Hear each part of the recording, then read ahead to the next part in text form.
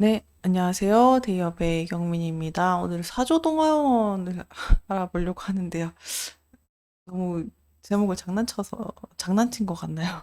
죄송합니다. 일단은 가루쌀에 대한 임팩트를 좀 주고 싶어가지고 좀 강조를 해봤고요.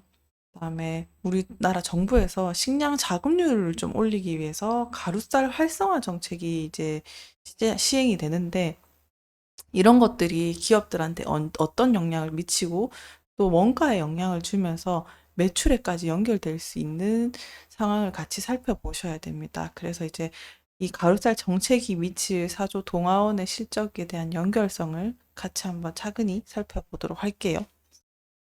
자, 바로 기사를 보시면요.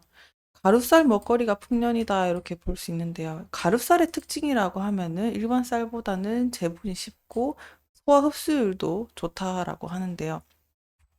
그래서 보시면 핵심은 또 이거죠. 정부가 수입 밀 대신에 식량 자급률을 높이기 위해서 이제 쌀 활성화 정책을 펼친다라고 볼 수 있겠습니다. 이게 국가적으로 만약에 밀 의존도가 높아지게 되면은 기업도 그렇고 이 변동성이 상당히 커지기 때문에 결국에 이 자급률이 상당히 중요하거든요. 예전에 한번 다룬 적이 있는데 이런 자금률이 강해져야지 기업도 그렇고 물가 안정에 또 기여를 하게 됩니다. 그래서 이런 이제 국가 정책도 잘 살펴보셔야 되는데 뭐 가루쌀의 특징이라고 하면은 소화에 있어도 그렇고 이제 밀 대체제로도 급부상하고 있다고 합니다. 근데 핵심은 이제 쌀값이 정부 지원 없이는 가능하지 않아서 요게 좀 한계가 될 것 같은데요. 그래서 가루쌀의 특징이라고 하면 제분이 쉽고 제빵, 제과에 이런 것들도 적합하고 소화가 용이하고 어쨌든 시장 상황에 따라서 말씀드리면 이제 SPC나 보시는 것처럼 뭐 농심이나 신세계푸드 기업들이 이제 가루쌀을 이용해 가지고 신제품을 또 개발을 하고 있고 합니다. 근데 아무래도 공급 가격이 문제인데 정부 지원을 안 해주면 절대 버틸 수 없는 가격일 것 같아요. 가루쌀은 키로당 3천에서 4천 원대로 밀가루에 비교하면은 2천 원 내외니까 좀 오버해서 두 배까지 뛸 수 있다 이렇게 볼 수 있겠죠. 그러면 소비자 물가도 반영이 되는 거니까 정부 지원 없이는 상당히 비싸다라고 볼 수 있겠습니다. 그래서 이 높은 금액 때문에 마케팅 소구점 부족도 있고요. 그래서 정부는 이제 가루쌀이나 재배 면적 확대랑 가격 경쟁력을 확보로 이제 계획을 하고 있는 단계다라고 보시면 될 것 같아요. 사조 동아원은요, 가루쌀을 이용해서 부침가루나 튀김가루 이런 것들을 개발 중인데요. 가루쌀을 활용도가 높은 제품군으로 해가지고 어떻게 보면은 차별화를 할 수 있는 요소들도 많겠죠. 이 쌀가루에 대한 독려는요, 이번만 있었던 일이 아닙니다. 사실 이명박 정부 시절에도 코리아 프로젝트에서 쌀가루를 장려한 적이 있었는데요. 정부의 지원 종료 후에는 일부 기업이 생산을 중단했습니다. 그만큼 정부의 지원책이 상당한 요소다라고도 볼 수 있는 사안이다라고 보시면 좋을 것 같습니다. 더불어서 그 당시에 또 가격 경쟁력 문제도 있었는데 쌀가루 제품이 밀가루 제품보다 비쌌던 경험이 있었고 또 그것 때문에 소비자 수요도 제한된 바가 있으니까 그런 상황이 한번 돌았기 때문에 이건 어떻게 보면은 중립기업인 상태죠. 이게 어떻게 될지 모르기 때문에 언제까지 정부 지원이 가능하냐 이런 요소도 있기 때문에 그런 것도 참고를 하셔야 될 것 같고요. 그래서 이제 시나리오를 좀 펼치게 되면은 뭐 가격 안정화면에 있어서 정부가 가루쌀 재배 면적을 확대하게 되면 가격이 안정이 될 수 있고 그렇게 되면은 사조동화원도 또 뭐 가격 경쟁력이 있는 것들을 제시할 수 있겠고요. 가장 중요한 건 이건 것 같아요. 소비자의 인식이 변화돼야 된다는 거예요.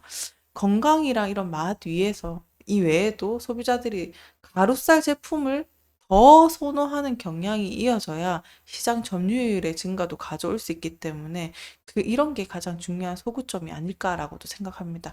결국에 생각이 바뀌어야 수요를 이끌 수 있다. 이렇게 보시면 좋을 것 같아요.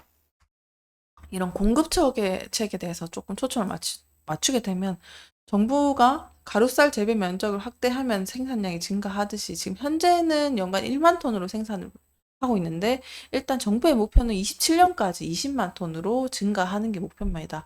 공급량이 늘어나게 되면 가격 안정권까지 들 걸로 이제 계속 계획을 세우고 있다라고도 보시면 좋을 것 같은데요.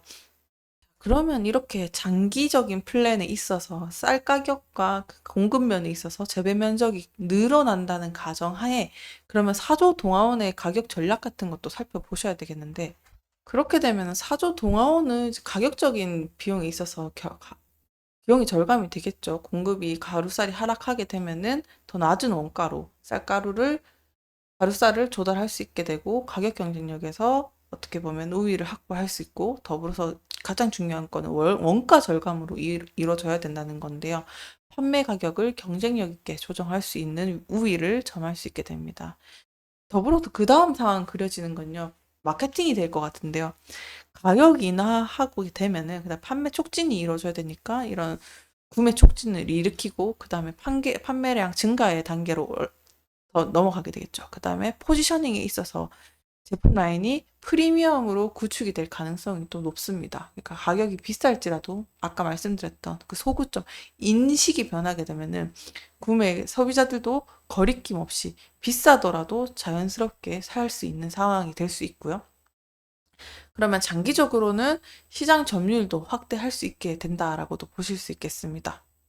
더불어서 다시 원가에 대한 이야기 잠깐 말씀드리면요. 비용 절감 부분을 또 생각을 해보면은 가격이 20%에서 30% 정도 하락한다고 가정했을 때 제품 생산 비용이 15%에서 25%까지 또 줄어들 수 있습니다.